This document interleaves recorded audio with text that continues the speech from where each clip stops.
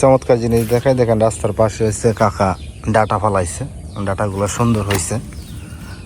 তো কেউ যদি শাকসবজি কইরা খাইতে চায় তাহলে বাড়ির আনাচে কানাচে করা যায়, কইরা খাইতে পারে। দেখেন রাস্তায় যে রাস্তা মেন রোডের সাথে হচ্ছে এগুলো ফলাইছে, খাওয়ার উপযুক্ত হয়ে গেছে। আর এদিকে হচ্ছে আপনাদের একটা পেঁপে গাছ দেখায়। দেখেন এই পেঁপে গাছটা কত সুন্দর, গাছের উপর থেকে নিচ পর্যন্ত কত সুন্দর পেঁপে হয়েছে এবং অনেকগুলো পেঁপে হয়েছে। আর এদিকে দেখেন আরো দুইটা গাছ আছে, দুইটা গাছ সুন্দর পেঁপে হয়েছে। আর এদিকে ডাটাগুলো দেখেন কত সুন্দর, কত বড় হয়েছে। অনেকগুলো পেঁপে গাছ ছিল কিন্তু বৃষ্টির কারণে নষ্ট হয়ে গেছে, পড়ে গেছে। এই যে কাঁঠাল গাছটা দেখতে পাচ্ছেন, কিছুদিন আগেও বলছিলাম এই খড়ের রং আর কাঁঠালের রং একই রং। বাবা হচ্ছে এখান থেকে 4-5টা কাঁঠাল ফায়রা ফেলছে, অনেকগুলো কাঁঠাল হয়েছে। কাঁঠালগুলো খাইতে মোটামুটি ভালো।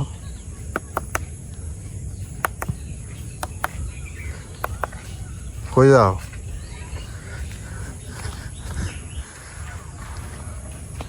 এই যে এই পাশেও এই কাঁঠালটা আবার বড় আছে, এই কাঁঠালের সাইজটা অনেক বড়।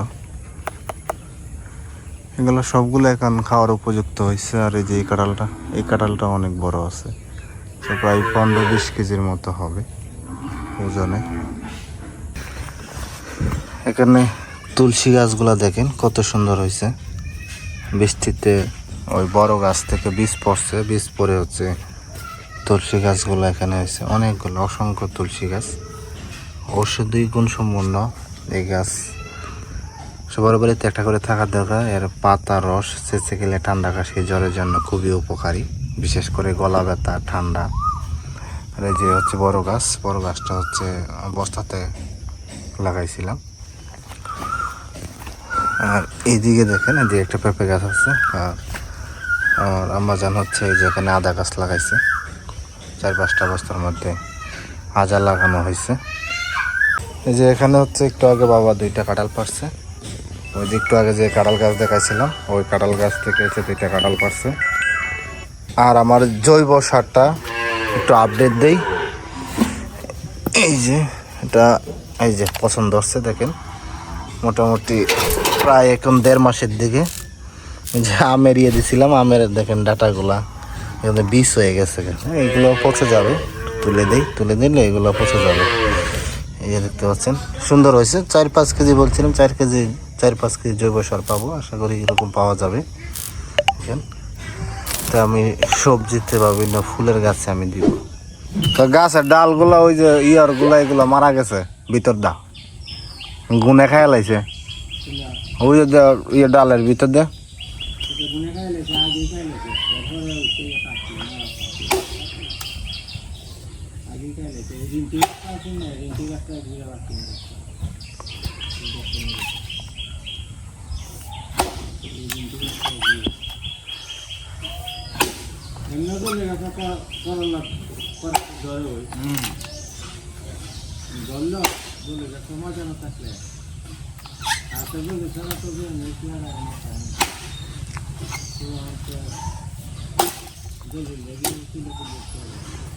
গাছ কেটে বেশি বাড়তে গেছে নাকি?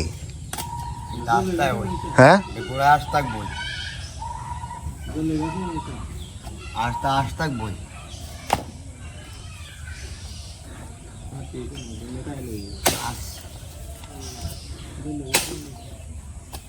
কি কাট করতো হাজারে কাউ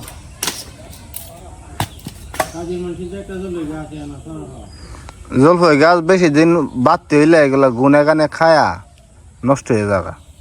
সব জলফাই গাছ এরকমই।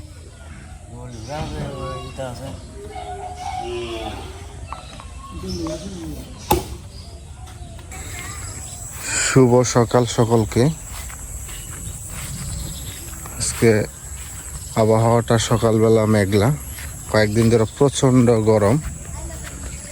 আজকে দেখেন আকাশটা কীরকম মেঘলা, মনে হয় যে বৃষ্টি আসবে, বৃষ্টি আসার দরকার, কারণ যে তাপদাহ চলতেছে।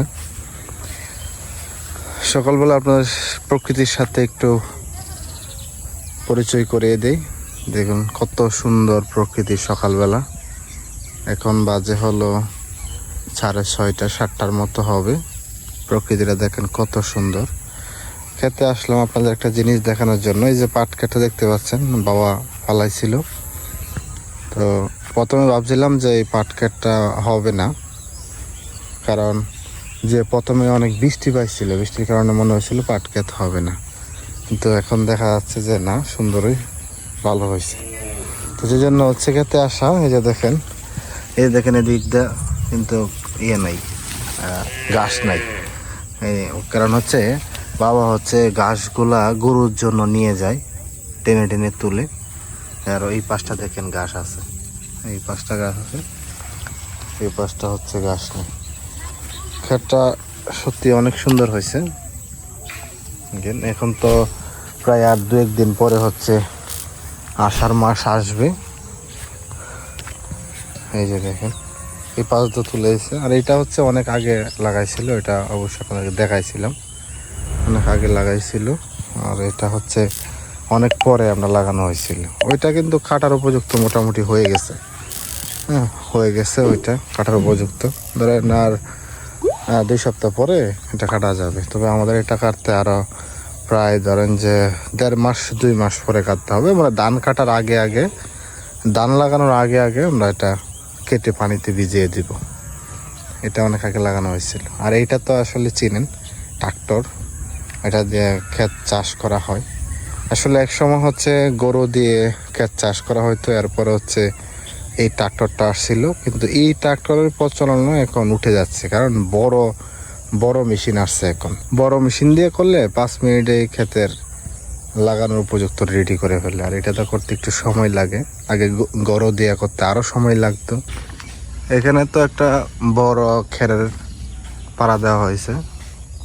আবার ওই বন্ধে হচ্ছে বৃষ্টির কারণে লাস্টের দিকে কিছু খড় পানির নিচে পড়ে গেছিল, এগুলো হচ্ছে আবার বাবা শুকায় এখানে টাল দিছে। এদিকে লেবু গাছটা দেখেন, যে এখানে এটা কাজুরি লেবু বলা হয়, বাবা লাগাইছিল। কয়েকটা লেবু হচ্ছে খুব ভালো আসে, আবার কিছু কিছু লেবু খুব ভালো হয় না, পোকায় খেয়ে ফেলে। এই যে এদিকে কয়েকটা আছে। এই লেবুগুলা মানে গ্রানটা অনেক সুন্দর, বুঝছেন। এই গত বছরের ডালগুলো অনেকগুলো নষ্ট হয়ে গেছিল, পোকা খাইয়া ফেলছিল। অবশ্য ভিডিওতে আপনাদেরকে দেখাইছিলাম। এই যে এইরকম পোকার মতো ধরে, আবার এই যে দেখেন এই যে ডালগুলো মারা যাচ্ছে, এরকম হয়। হওয়ার পরে হচ্ছে আবার এই যে এরকম হয়, হওয়ার পরে ডালটা, পুরো ডালটাই মারা যায়। আর এদিকে দেখেন এই যে ডালটা পুরাটাই হচ্ছে শুকিয়ে গেছে। এই যে এই যে এই যে এর কাটা আছে, যে এটা শুকিয়ে গেছে। কলার ছড়িটা হচ্ছে 2-1 দিন আগে হয়েছে, সুন্দরই আছে। তবে কলার সাইজটা মনে হয় ভালো হবে না, আঁকা বাঁকা মনে হইতেছে, সাইজগুলো এত ভালো না। ডাটা ক্ষেতটা আপনাদের একটু দেখাই। ডাটা গাছে কিন্তু আস্তে আস্তে এখন এই যে ফুল আসবে। কিছু রাখা হবে হচ্ছে আপনার বীজ করার জন্য, আর বাকিগুলো খাওয়া হইতেছে।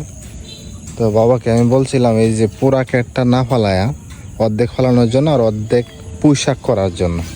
তো বাবা এটা বুঝতো না, পুরোটার মধ্যে হচ্ছে শাক ফালাই দিছে, ডাটার শাক। তো শাক অনেক খাইছি, খাওয়ার পরে হচ্ছে ক্ষেত তো অনেক বড়, সবগুলো খাইভাবে শেষ করা যায় না। আর একদিক দিয়ে নিড়ানি ভালোভাবে দেওয়া হয় না, এই জন্য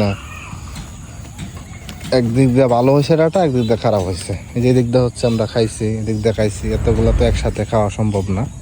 এই জন্যই বলছিলাম কমিয়ে লাগার জন্য, কমায় লাগাইলে আমাদের খাইতে সুবিধা হইতো। আবার আরেকটা জিনিস, এখানে আরেকটা শাক এখানে ফলানো যাইত।